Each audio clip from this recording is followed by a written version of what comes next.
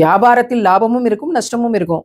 அதை அக்செப்ட் பண்ணிக்கிட்டு இறைவன் லாபத்தை தருகிற போது அதை பெற்றுக்கொள்கிறேன், நஷ்டத்தை பகிர்ந்து கொள்கிறேன் அப்படிங்கிறது தான் இஸ்லாத்தினுடைய வியாபார மிக முக்கியமான அடிப்படை கொள்கை.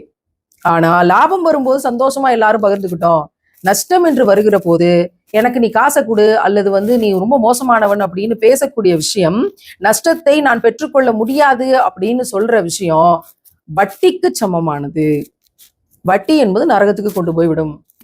கொடுக்கல் வாங்கல் விஷயங்கள் எதுவாக இருந்தாலும் பேசி சாட்சிகளோட எழுதி கையெழுத்திட்டு அதை டாக்குமெண்ட் பண்ண சொல்லப்பட்டிருக்கு.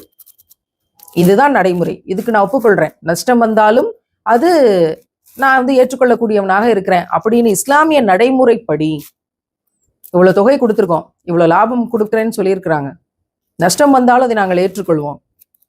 அது போக இத்தனை காலத்துல அந்த தொகையை திருப்பி தர்றேன்னு சொல்லியிருக்காங்க. அப்படி என்னென்ன விஷயங்கள் அந்த வியாபாரம் சார்ந்து இருக்குதோ அது அத்தனையுமே எழுத்தாக்கப்பட்டு சாட்சிகளோடு அது கையெழுத்திட்டப்பட்டாக வேண்டும்.